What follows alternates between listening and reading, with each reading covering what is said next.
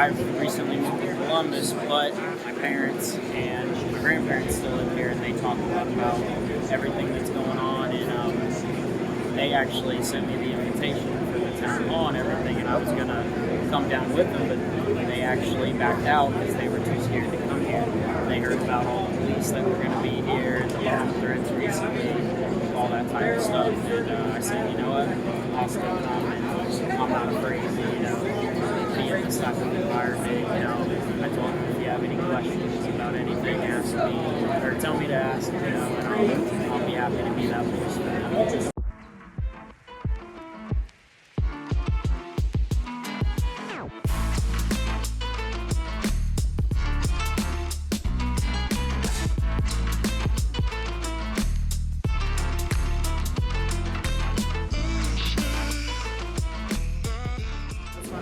Alright, so I'm here with, what is your name? Kyle. Kyle, what brings you down here today? Ultimately, my family lives here. I grew up here. Moved here when I was 12 and all the way up until I was in my 20s. I've recently moved to Columbus, but my parents and my grandparents still live here, and they talk a lot about everything that's going on. And they actually sent me the invitation for the town hall and everything, and I was gonna come down with them, but they actually backed out because they were too scared to come here.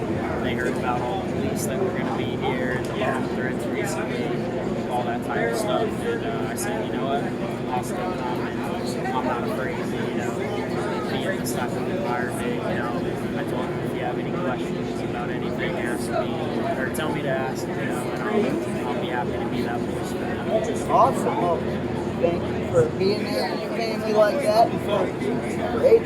To even just talk to them, is a great thing. Your words are power. Absolutely. So, could you speak to just, what are your thoughts on how we move forward? How do we fix things? It's very tricky, obviously. And it's a loaded question. Absolutely. Yeah, I would say some of the biggest things are, you've got to make sure doing stuff like right now, listening to the people that are from here and everything, that actually, are experiencing these things, and then hearing that, and then coming up, with the actual policies and therefore actions that are going to, bring things back. I'm not saying bring things back to exactly the way it was before, because that ain't going to happen at this point, in my opinion at least. But you do have to take the situation and go from there as far as, is there any policy specifically that can help, such as, like, we'll talk about sending these children back if they are here illegally, and it's like, how would that look? That's tricky. That is very A lot of people would be for it, a lot of people would be against it, and there's a whole other problem there. And there's even nuance within those two standards. Absolutely. How do you do it specifically? If there's any kids that are involved, obviously that's very tricky for a lot of people. How you go about doing that. Everyone's going to spin things how, everybody's going to spin things their own way. And, some people are going to compare it to the Holocaust. Things like that. I've heard that how many times, and it's like, that was a little different. It's a little different. Yeah. Sure. But as far as like answers and specific policies, I'm not going to be the answer for that. But I do believe that there's a way to do that. I think actually taking into account the people that you see behind me here that are actually living here and everything, people that have been here for generations. It's not just like they've been here a couple years. It's like they've seen things progress in a good way and a bad way. And I think the reason why we're here now is because it's a bad way. Yes, no doubt there's a lot of issues. And, but I will say, everybody I talk to in this, it's a pretty little town. Everybody I talk to here, not one person. Now, there's a lot of issues, and a lot of people are very upset about some of the issues. But not one person that at least that I've talked to said anything racist, anything bad about the issues. Absolutely. To be honest, people just, like you said, want to figure things out. Most people here are very reasonable. At least when I was growing up here and everything, and everyone's very like, hey, we understand you might be coming from a bad situation, but we need to make sure things going forward are good for ourselves and our children and stuff like that. This isn't you look different or you act different, you have different lifestyles or whatever, different culture that can be revealing, I guess. We don't live here. That's not how it is, There's a lot of, when I was growing up here, man, when I was going to school, there were a lot of different cultures within the school, friends I had and everything. Was that a bad thing, or? I don't think so. I do think that there are definitely certain rules and things that a society should be doing that are, very productive, and just simply not harmful. And I think a lot of things that are going on right now, that's my personal take on that. And a lot of my family feel the same way. And I'm sure you'll probably agree. I think that's where a lot of the bomb threats and a lot of the fear factor that's here I think in this that's town is because the spotlight has been shown brightly on Springfield. And these days with the internet and everything,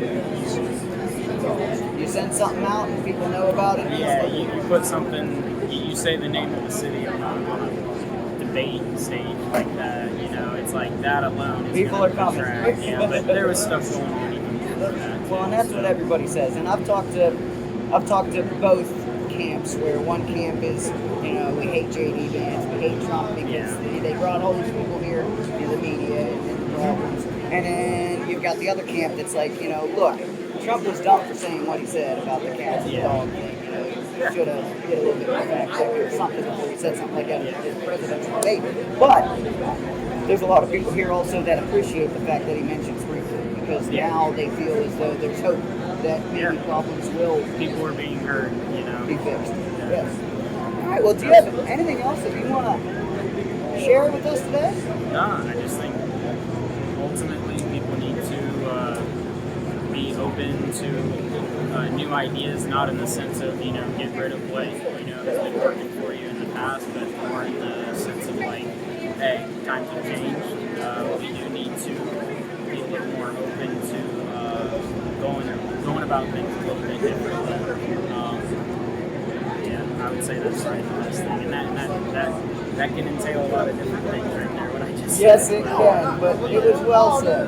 Thank you. Well, I appreciate you speaking with me, and man. I appreciate you being here, man. Absolutely. Kyle was such a joy to speak with. His willingness to speak, his courageousness to come out and be a spokesman for his family, who is rightfully afraid to show up at this event. I mean, there have been bomb threats, many of them. There have been shooting threats. There have been Nazis walking up the street with guns on their shoulders. It's crazy times in this country and crazy times in the town of Springfield, Ohio. But I applaud Kyle for his selflessness, for being, again, willing to speak and to share his truth, to share his vital narrative.